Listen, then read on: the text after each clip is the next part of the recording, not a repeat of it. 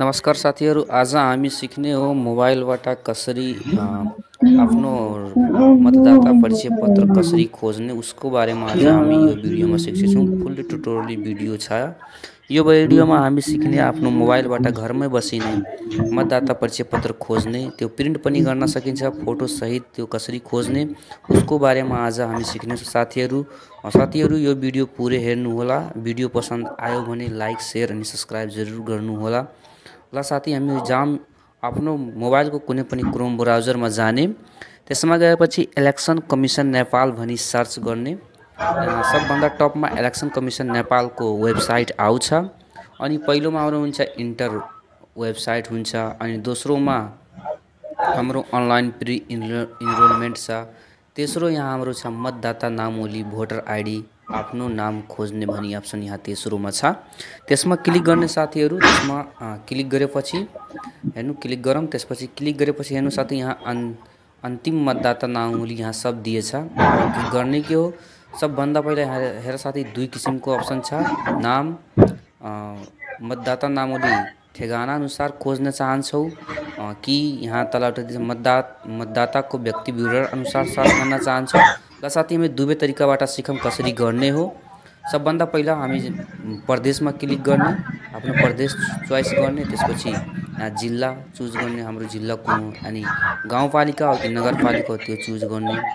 त्यसपछि ward number के कति हो त्यो सर्च गर्ने आफ्नो।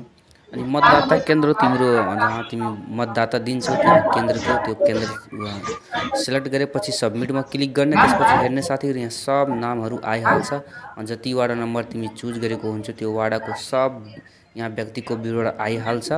अब गर्ने कि यहाँ आफ्नो नाम खोज्ने साथीहरू। नाम कसरी खोज्ने यहाँ हेर्ने साथी, यहाँ इन्ट्रीमा दिएछ सब इन्ट्री कति छ, कतिको इन्ट्री सो गर्ने। यहाँ 10 को इन्ट्री सो गरिरहेछ, त्यहाँ बढाउन पनि सक्छौ।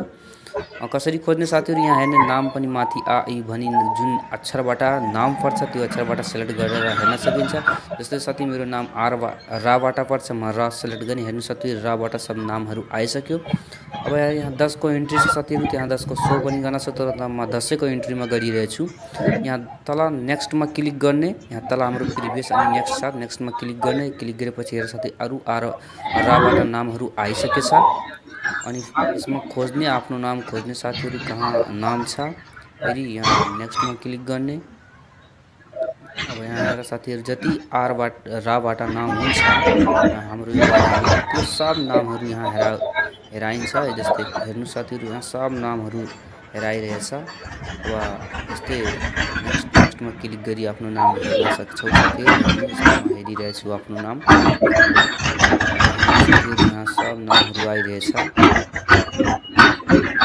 यहाँ हेर्नु साथीहरू राजकुमार गौशाला भनी छ, अनि यहाँ राकेश भनी छ। अब मेरो नाम राजबाट हो, पहिला हेर्नु यहाँ राजबाट स्टार्ट भइसक्यो साथीहरू। अब राजबाट आउन थाल्यो राज। अब यहाँ हेर्ने, यहाँ राजबाट आउन थाल्यो। एकचोटि फेरि ब्याक भइगयो।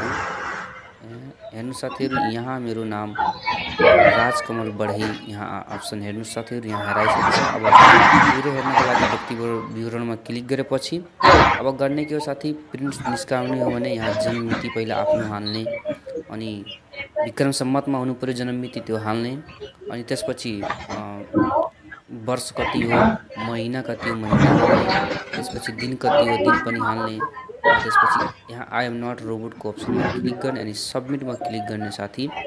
त्यसपछि हेर्नु साथीहरू यहाँ राष्ट्रिय मतदाता परिचय पत्र हेर्नु साथीहरू आइसकेको छ। यस्तै खालको हुन्छ र मतदाता परिचय पत्र हेर्न सक्नुहुन्छ साथीहरू। यसमा सब डिटेल दिएको हुन्छ, नाम, जन्ममिति, नागरिकता नम्बर, आमाको नाम, प्रदेश, प्रतिनिधि निर्वाचन क्षेत्र नम्बर, सब डिटेल्स दिएको हुन्छ। यसमा हेर्न सक्छौ साथीहरू।